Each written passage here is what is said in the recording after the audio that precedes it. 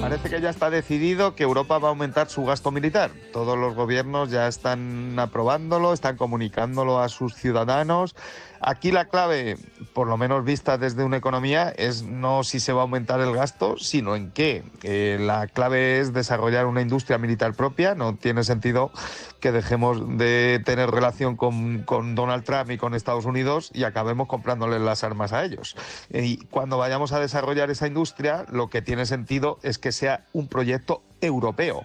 Y yo creo que desde Castilla-La Mancha podemos decir que el proyecto de Airbus ha sido un gran éxito. Es un consorcio de 4 empresas nacionales de 4 países que se han juntado. Hoy ya es un proyecto europeo. Es ultra competitivo en aviones comerciales para competir con Boeing al más alto nivel. Los chinos todavía no tienen un avión para competir con Airbus. Han avanzado mucho en muchos sectores, pero no en aviación. Y para Castilla-La Mancha ha sido un gran foco de generación de empleo, principalmente en Albacete con la fábrica de helicópteros, pero también en Illescas con la parte de aviación. Por lo tanto, bueno, vamos a aumentar el gasto militar, no nos volvamos locos y planteemos un proyecto industrial donde haya desarrollo tecnológico y que sirva para mejorar el empleo y la calidad de los salarios de nuestra región.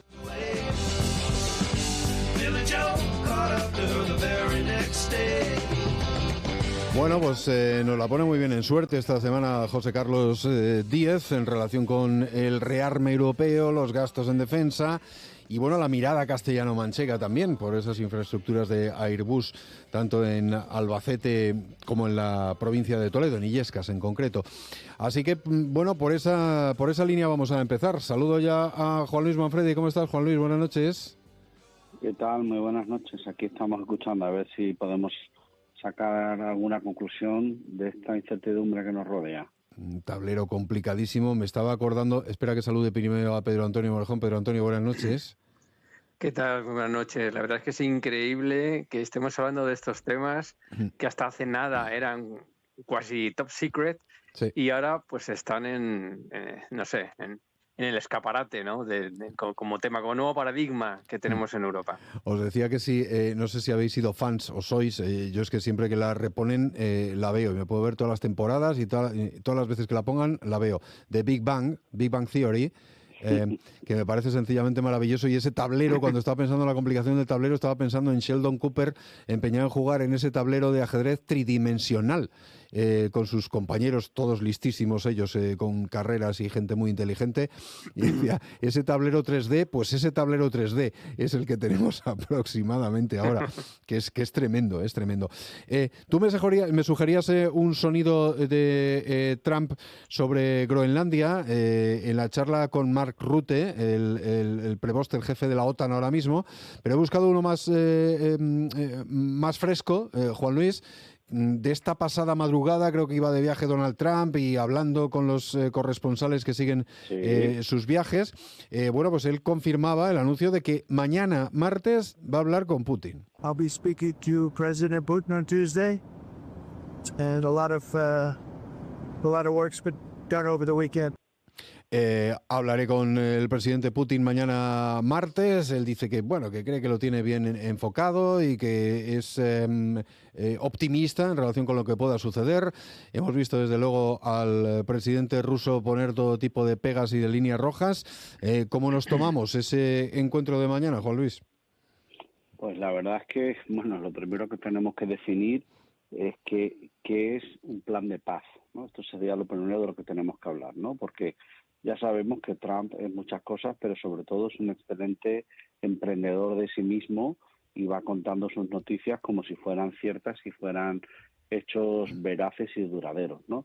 De momento lo que tenemos sobre la mesa, a lo sumo, es una conversación, la segunda, entre los dos mandatarios para intentar avanzar en una negociación que, bueno, a todas luces es bastante complicada.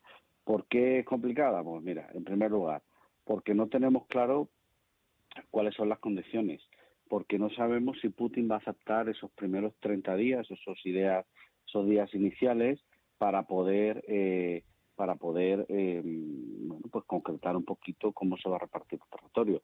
Y lo que quiere Rusia, Pachi, que esto es lo divertido, no sé si es compatible con un plan de paz a la manera tradicional, ¿no? Mira, 4 cosas que quiere Rusia. 1, quiere un tratado de libre comercio Rusia-Ucrania, es decir, que Ucrania sea la extensión natural de las relaciones comerciales, y eso evidentemente es contrario a los intereses de la Unión Europea y de su integración en el año 2030. Lo segundo que quiere es una neutralidad garantizada, o sea, que Ucrania no sea nada parecido a un país miembro de la OTAN, ni tenga apoyo militar, ni nada parecido. Con lo cual, bueno, esto no es muy extraño, es razonable que Ucrania no sea un socio de pleno derecho de la OTAN, pero habrá algún tipo de garantía, ¿no? Porque si no hay garantías, ¿a qué hemos venido?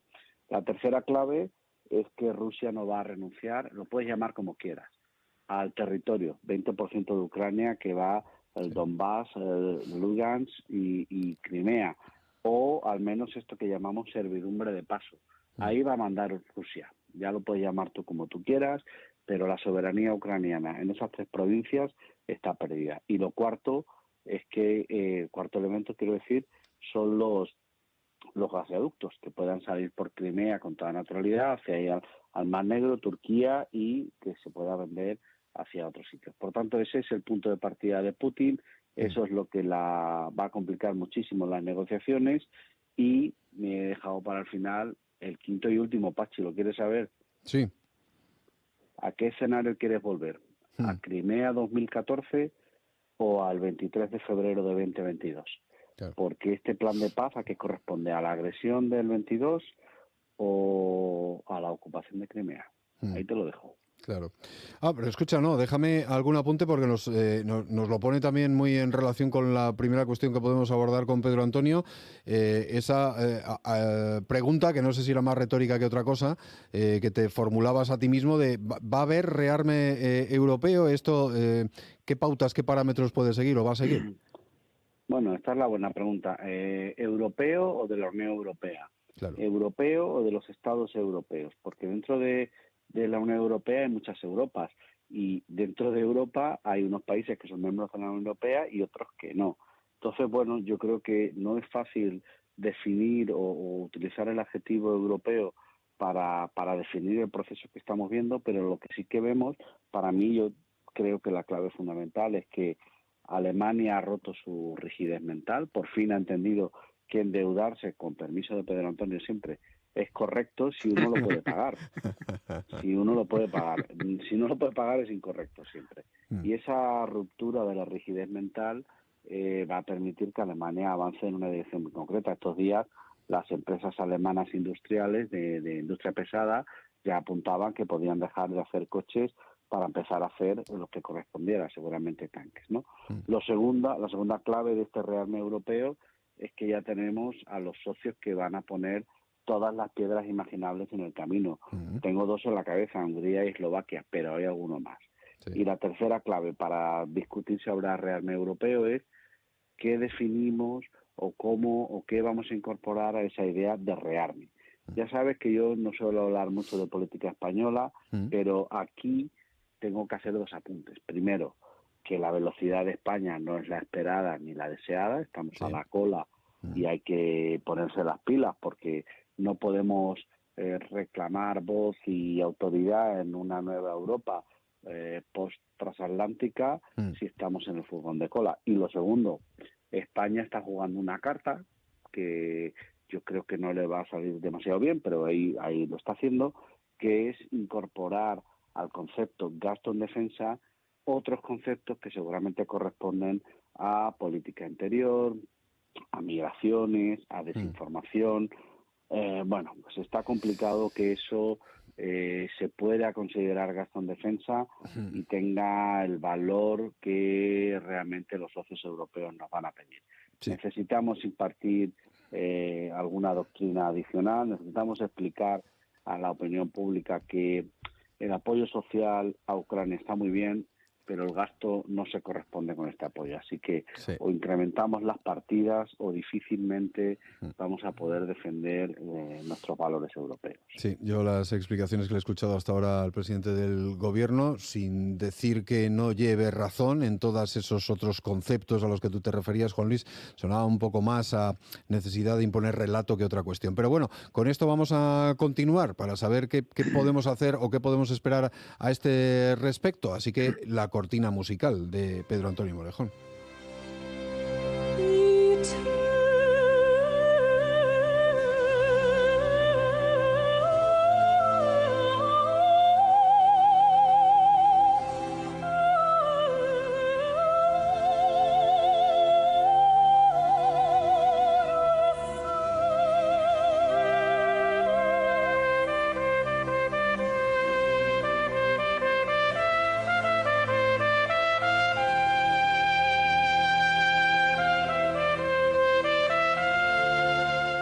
Bueno, a ver cómo has encontrado la conexión de esta música con esta cuestión del presupuesto, de la financiación, de qué dice el Banco Europeo de Inversiones, de si no solo debemos contemplar el material militar, sino otros elementos. A ver, dale.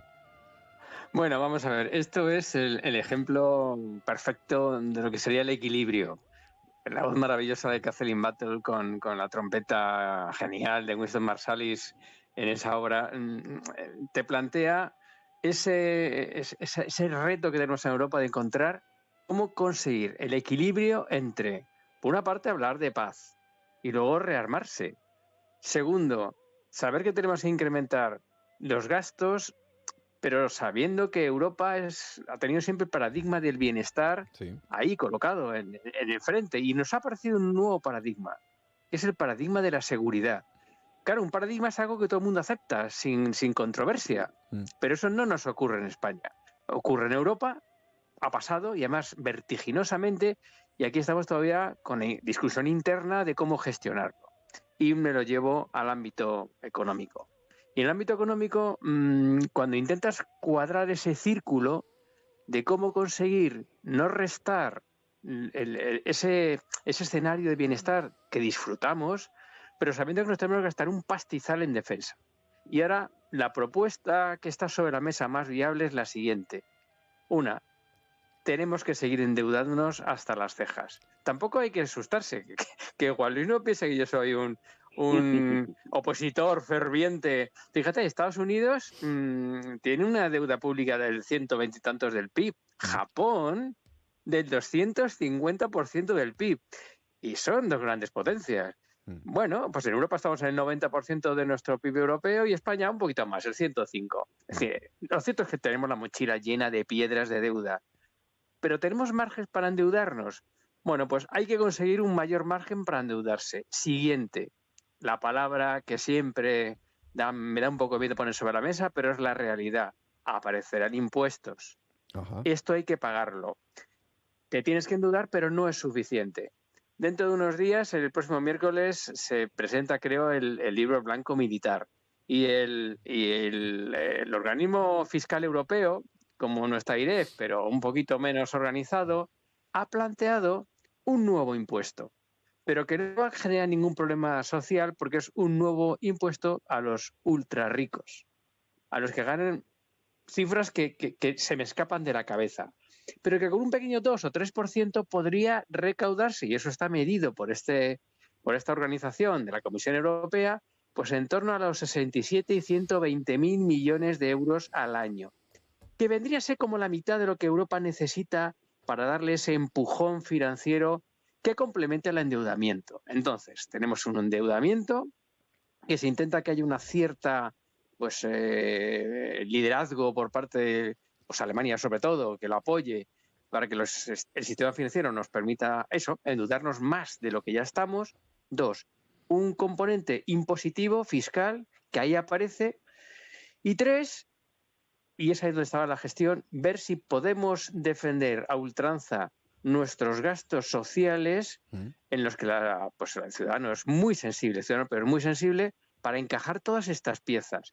¿De qué cifras estamos hablando? Pues de los 650.000 millones de euros que se necesita poner por parte de los estados, más los 150.000 millones de euros pues de endeudamiento financiero, más este componente impositivo que es la novedad respecto a otros comentarios que hemos hecho en semanas pasadas, incluso el Banco Europeo de Inversiones con un poquito más. Es decir, son cantidades tan astronómicas, pero que necesitamos encajarlo para que efectivamente pasemos. Y Juan Luis hacía un comentario, y Carlos también. No es solamente hablar de gasto. Gasto es comprarle a Estados Unidos más tanques. Pues no hemos hecho un pan con unas tortas. Es inversión. La inversión es algo distinto. Y la inversión es no solamente en material militar stricto sensu, sino que en la industria se conoce como tecnologías y productos de doble uso, que valen para muchas cosas, pero son tecnología punta. Es decir, estamos ante el gran reto de la industrialización sofisticada, tecnológica, que tenga una vertiente de seguridad, pero que nos cuadren las cifras, porque si no hay viabilidad económica, esto se va al garete. Claro. Bueno, si no hiciéramos, Juan Luis, un esfuerzo selectivo, estaríamos todo el día escuchando cortes de Donald Trump. Así que vamos a escuchar a uno de alguien que, bueno, a priori parece un aliado. Cuando ya tengamos 5 millones de pasajeros en la Unión, se imaginarán la economía de esta zona para entonces hacer otro Oriente. El aeropuerto del Pacífico será construido en 3 fases. La fase 1, presidente salvadoreño Bukele, nada, quería dedicarle un minuto a esto porque luego quiero que me comentes algo al menos de la política económica y comercial, de las bolsas, etcétera. Pero este señor Bukele, que parece que acoge con los brazos abiertos a un grupo, creo que eran 300 migrantes, había de todo, básicamente venezolanos, y tú lo titulas como, bueno, Estados Unidos, el avance del trumpismo. ¿Cómo juzgamos o cómo valoramos esta situación? Pues mira, quería traer este corte simplemente porque quiero reflejar que el trumpismo gusta en muchos sitios, ¿no? A nosotros los europeos nos escandalizan multitud de estas iniciativas y barbaridades que vemos a diario desde la Casa Blanca, ¿no? Pero hay otros países donde cuando este dilema entre libertad y seguridad no está en equilibrio, prima la seguridad. Aquí esta madrugada nos hemos levantado con que 300 personas han sido enviadas de vuelta hacia Salvador, probablemente saltándose las normas que los propios Estados Unidos se habían dado para la protección de migrantes, ¿no? Es algo un poco extraño, es algo que no me gusta porque dinamita las convenciones jurídicas, porque no queda clara la protección de los derechos humanos y porque no se respeta la separación de poderes. Insisto, creo que el trumpismo gusta mucho más de lo que queremos reconocer y ahí tenemos un buen ejemplo. Seguro que tenemos más.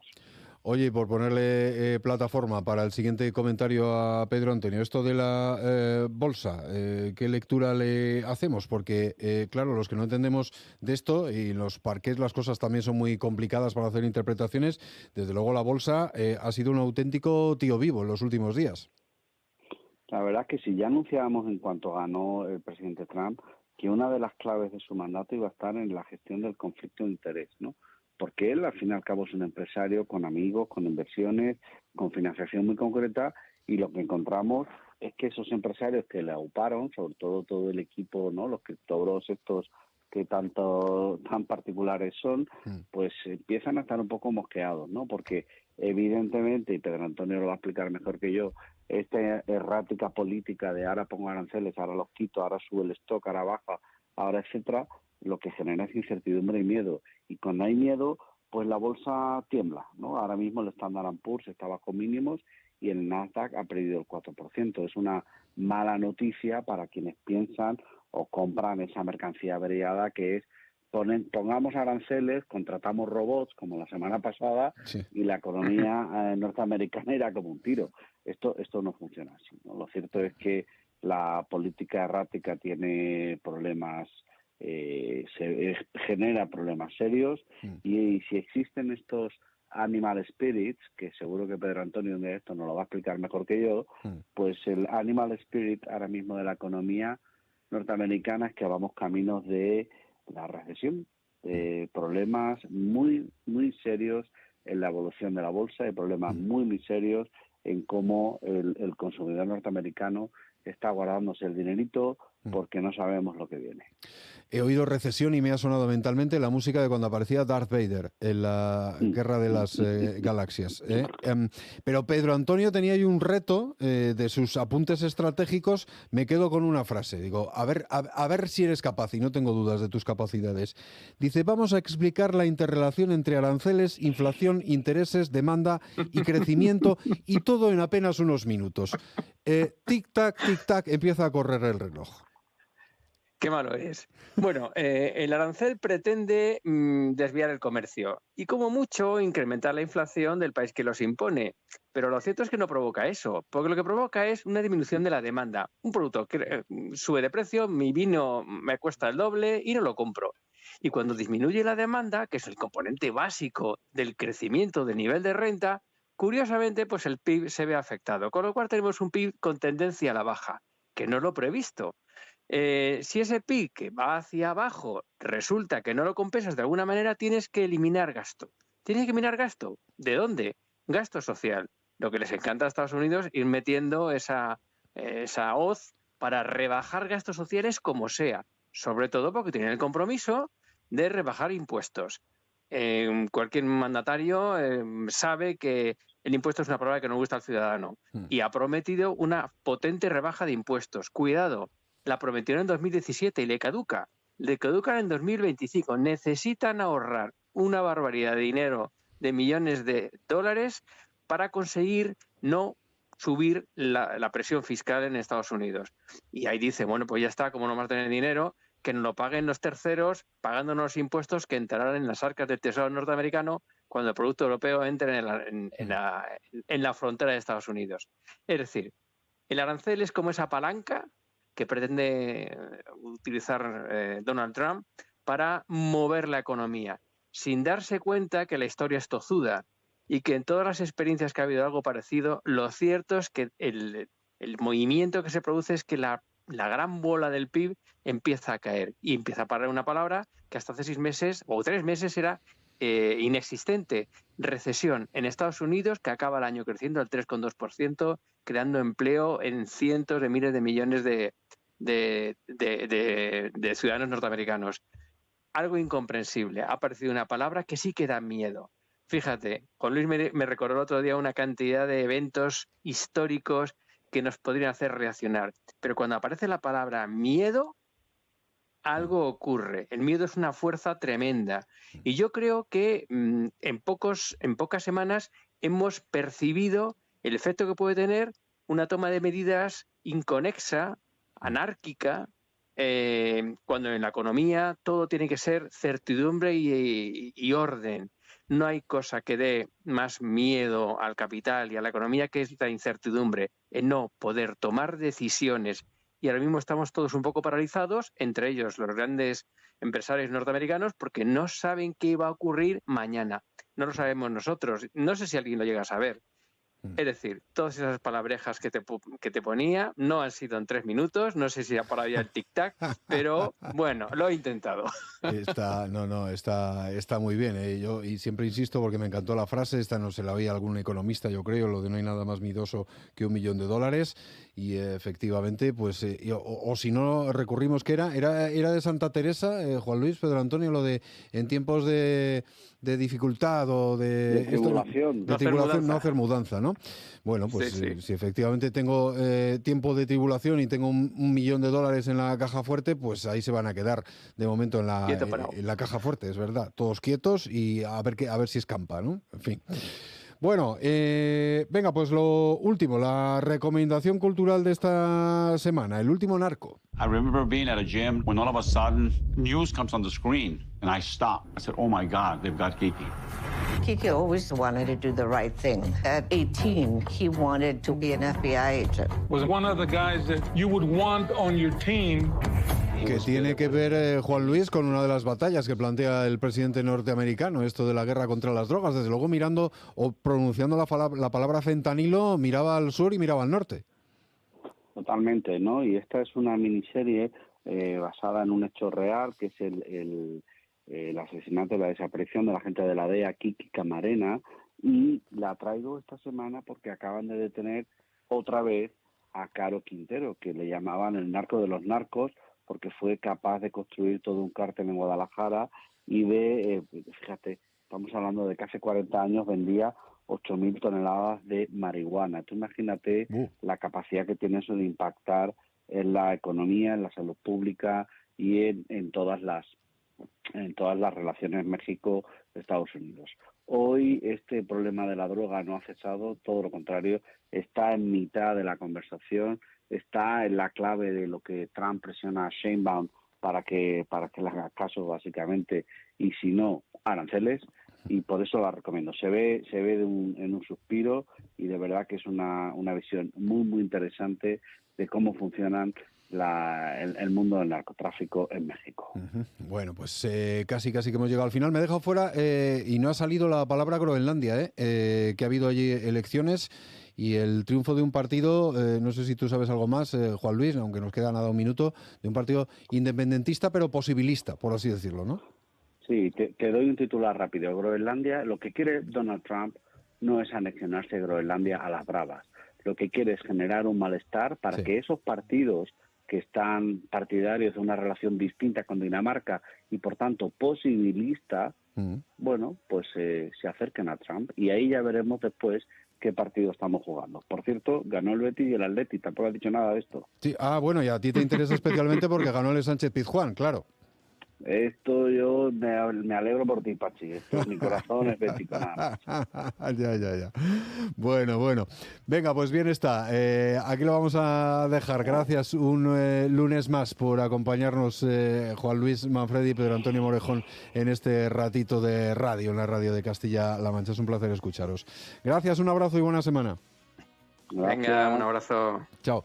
Venga, aquí lo dejamos, que hay que poner al día la información. Llega ya Javier Mateo con las noticias de las 10. Mañana volvemos puntuales. Castilla-La Mancha a las 8. Gracias por estar ahí. Hasta mañana. Adiós.